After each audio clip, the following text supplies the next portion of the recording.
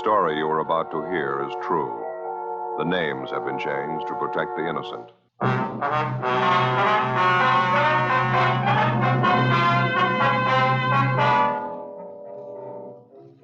You're a detective sergeant. You're assigned to homicide detail. A 38-year-old woman disappears. She leaves her sister and her 4 children behind. There's evidence of foul play. Your job? Find her.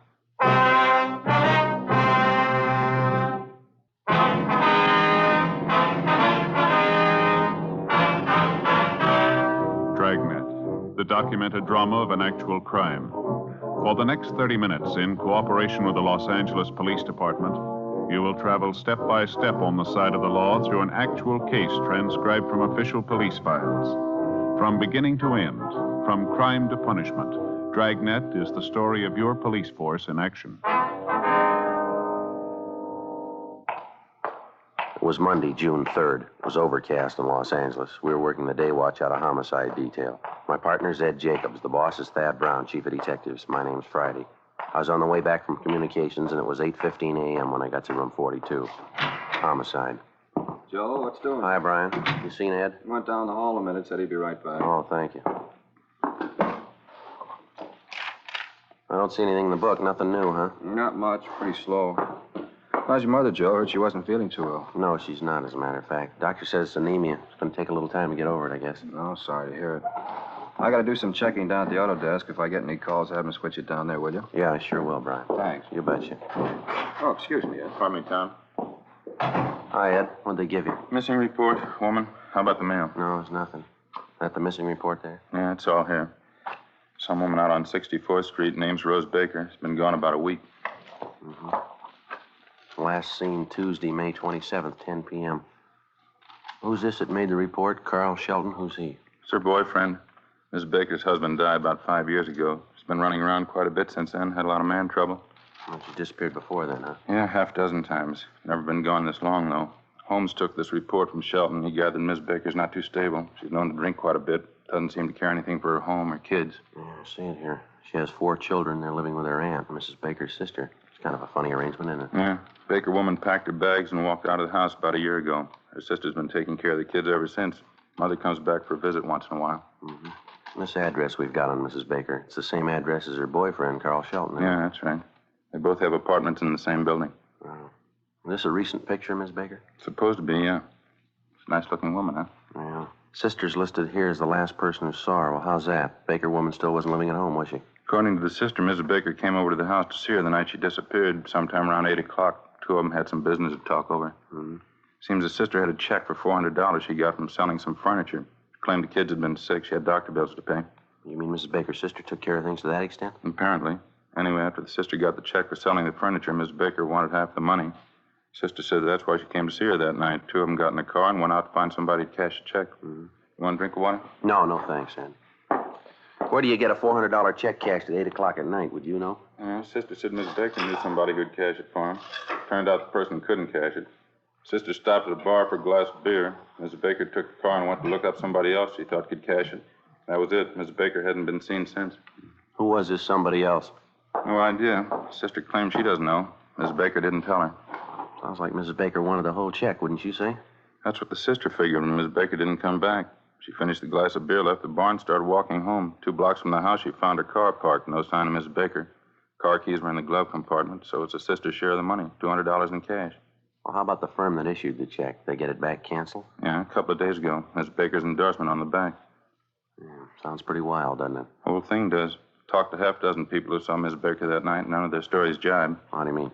Her boyfriend, Carl Shelton, he claims Miss Baker told him she was going out of town for a few days with a girlfriend. They check it out? Yeah. Girlfriend didn't know anything about it. Then they talked to a woman who works with Miss Baker. She says, yeah, the Baker woman was planning a trip.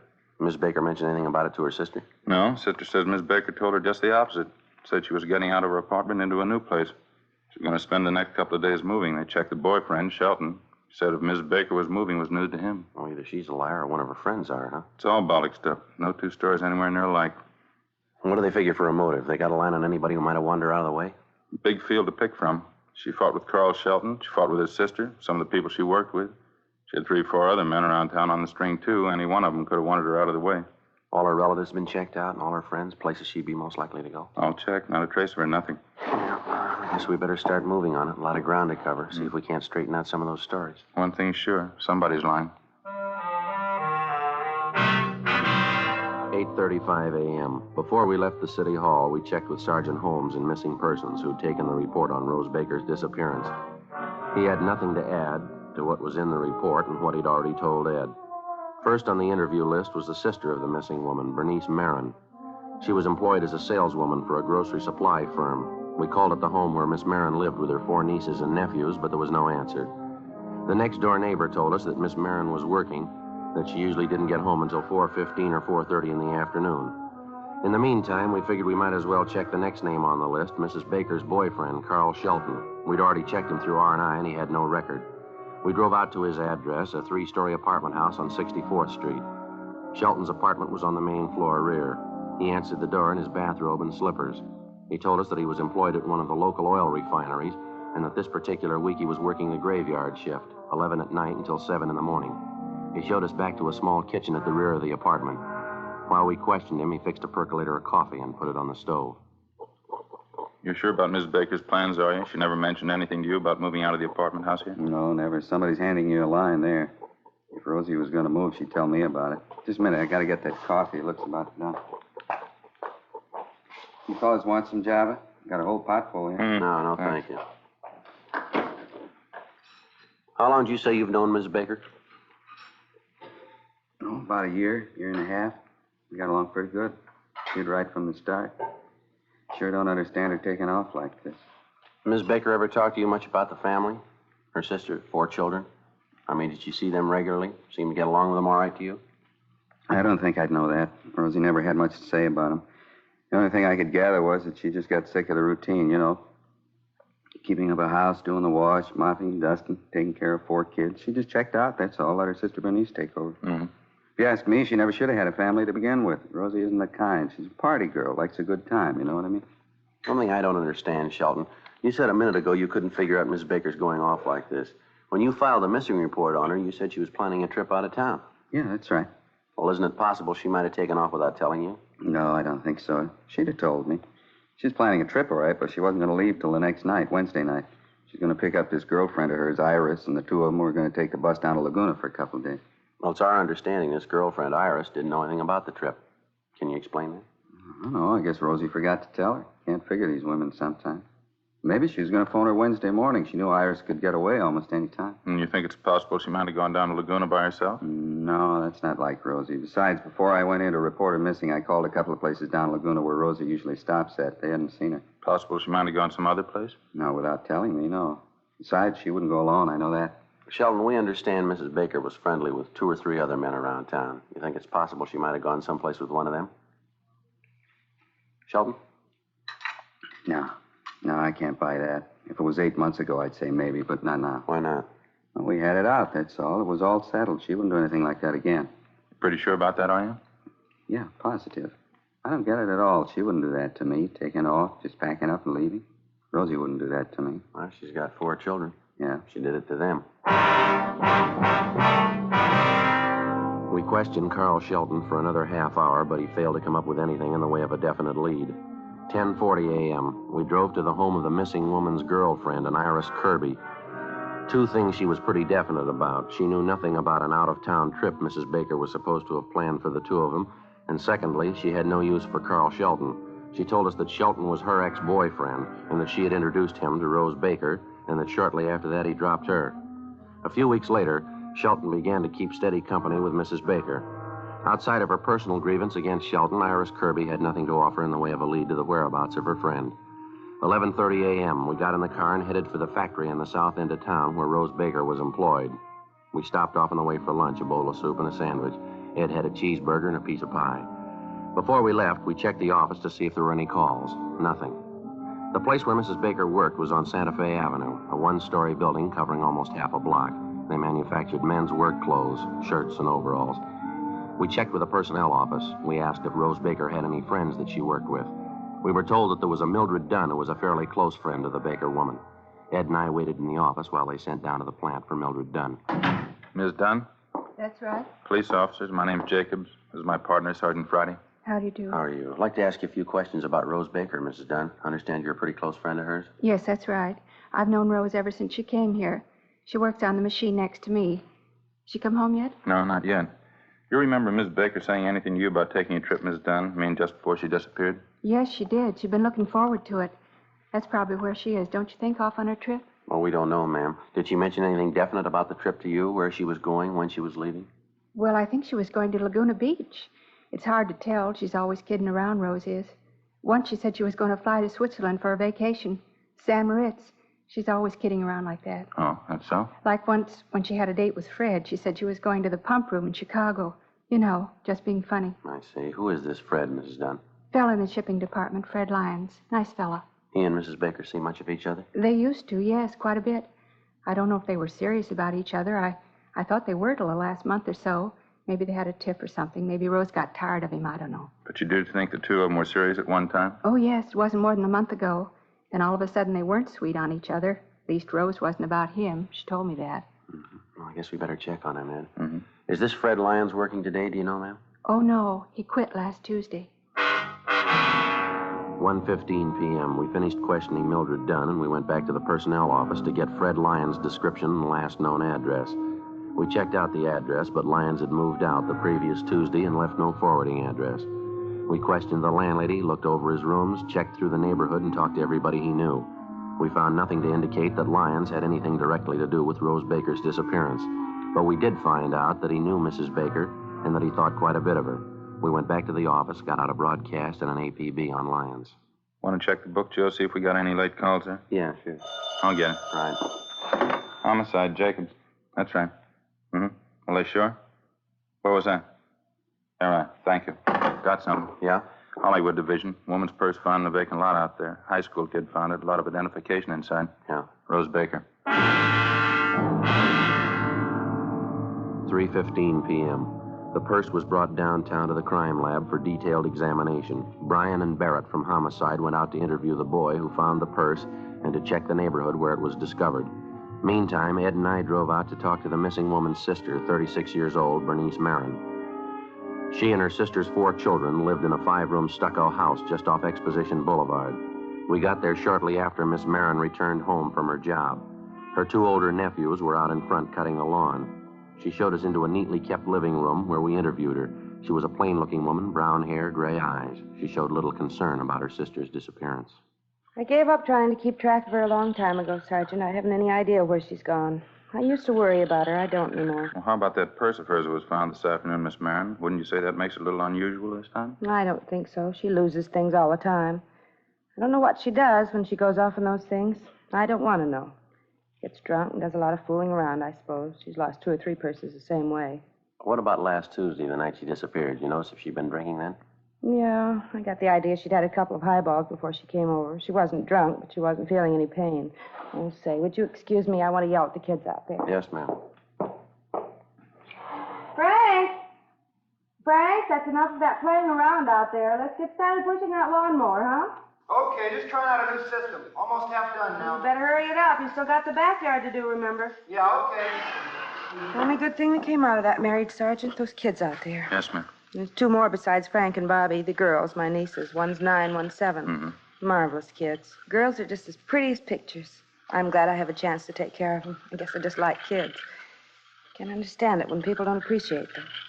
I don't have a family of my own. Oh, I see. Miss Marin, when you were with your sister last Tuesday night, you say she didn't mention anything at all about taking that trip out of town? No, just the opposite. Like I told you. She said she was moving out of her apartment into a new place. That's why she needed the money. Mm-hmm. Well, what's the story about this money your sister came to pick up, Miss Marin? I don't think I quite got that clear. Well, we had this baby grand piano that my mother gave Rose and me just before she died. Kids have been sick the last couple of months, one thing and another. I needed a little money to catch up on some doctor bills, so I sold the piano. I hated to do it, but the bills had to be paid. Mm-hmm. Well, Rose found out about it somehow, and she wanted half the money I got for the piano. She wanted the money for herself. Can you imagine that? She wasn't even willing to pay for her own kids' doctor bills. be different if I was charging her to take care of the kids. I just do it because I like them. Mm-hmm, I see. Well, anyway, she found out about it, and I had to split the check with her. The whole thing was for $400. I understand your sister got the check cashed that night, that correct? Yeah, that's right. It was 8 o'clock at night, but Rose said she knew somebody who'd cash it. She wanted the money that night. To save an argument, we got in the car and went to see this friend of hers, some bartender. He couldn't cash the thing, so Rose took the car and went out to look up another friend she thought would cash it. I didn't want to go chasing all over town with her, so I stayed at this bar and had a beer. Mm-hmm. And that's the last time you saw your sister, is it? Yes, I waited a couple of hours, and then I walked home. And 2 blocks from the house, I saw my car pulled up at the curb, right on Exposition Boulevard. Car keys were in the glove compartment. $200 in cash right under them.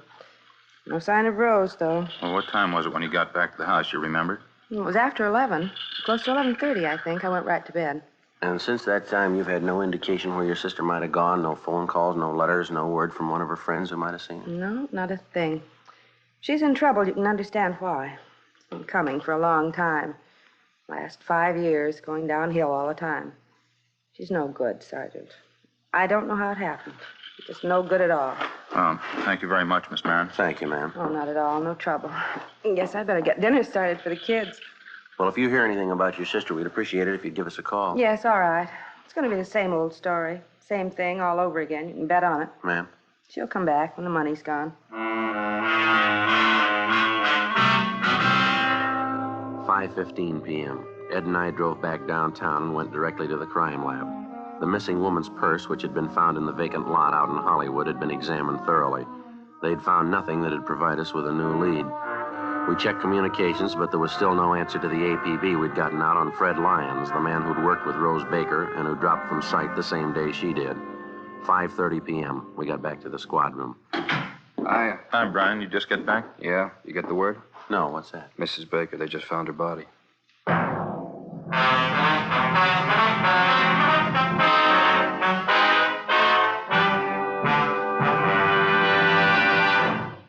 You are listening to Dragnet, authentic stories of your police force in action.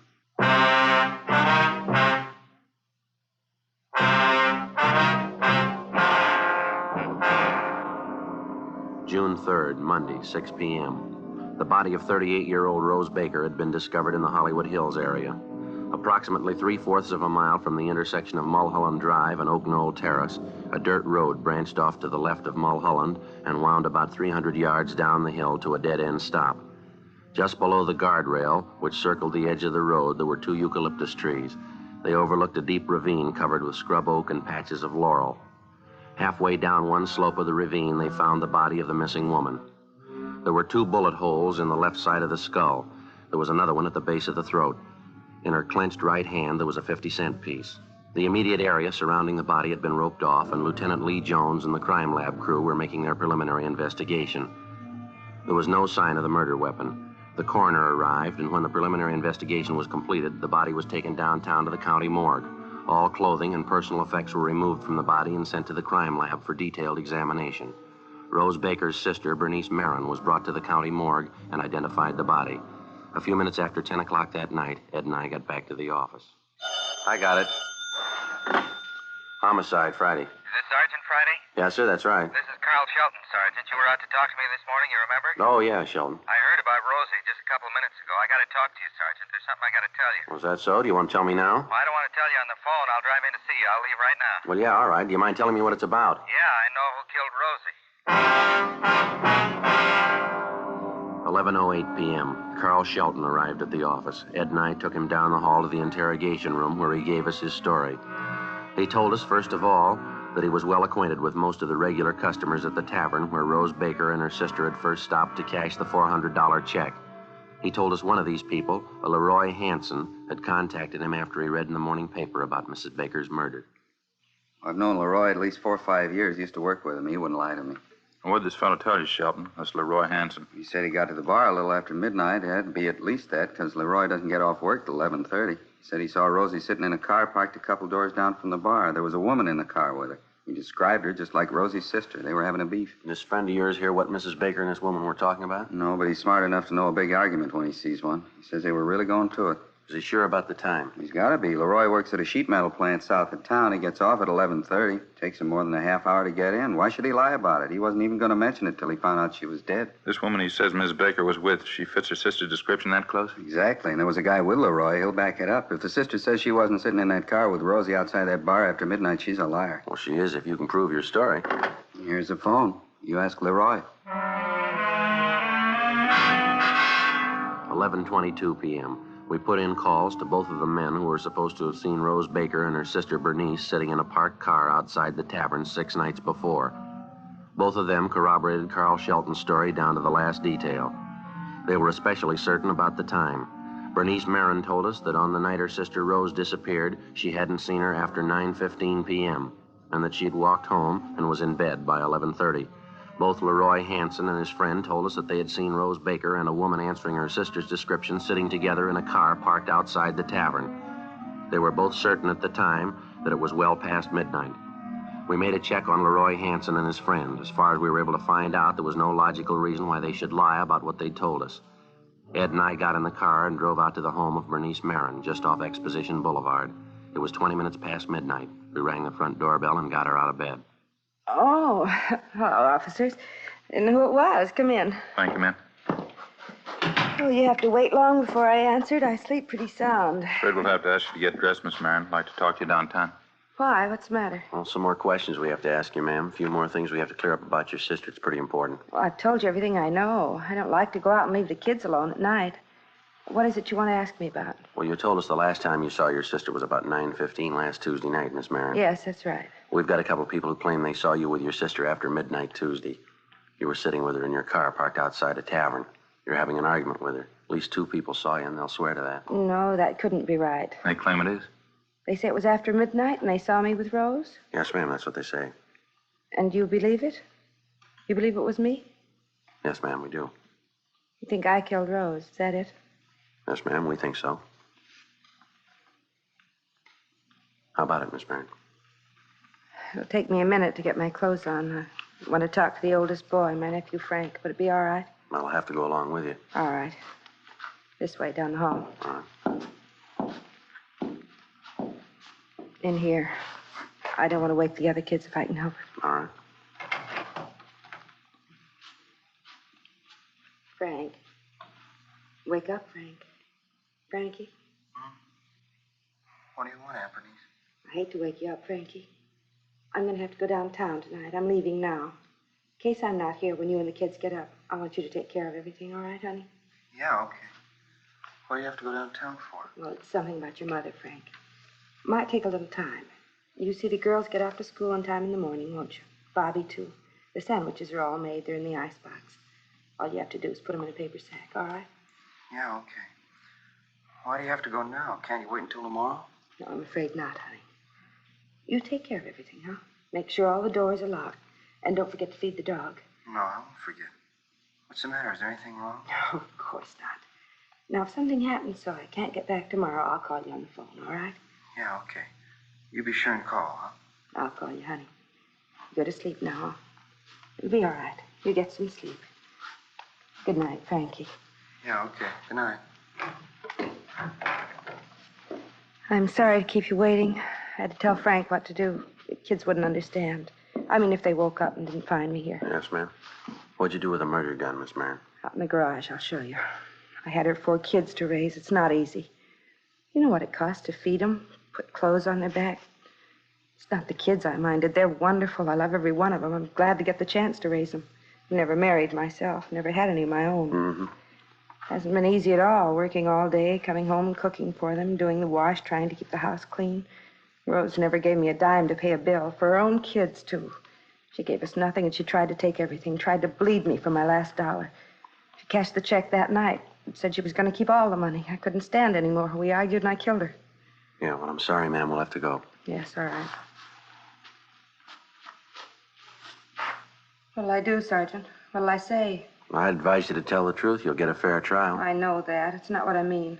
What do you mean? Inside there, what am I going to say? How'll I explain it? Ma'am? The kids. How do you tell 4 kids you killed their mother?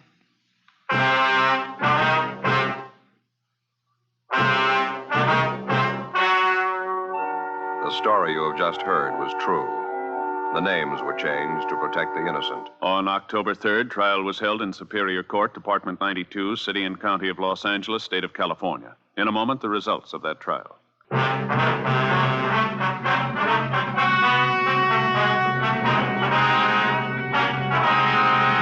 When their aunt, Bernice Alberta Marin, was apprehended on suspicion of 187 PC, the 4 Baker children were taken into protective custody by juvenile authorities.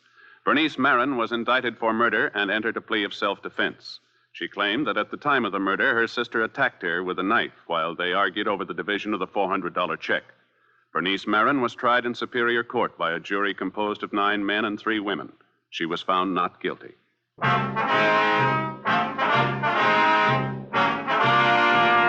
You have just heard Dragnet, a series of authentic cases from official files. Technical advice comes from the Office of Chief of Police W.H. Parker, Los Angeles Police Department. Technical advisors Captain Jack Donahoe, Sergeant Marty Wynn, Sergeant Vance Brasher. Heard tonight were Barney Phillips, Virginia Gregg, Vic Perrin. Script by Jim Moser. Music by Walter Schumann. Hal Gibney speaking.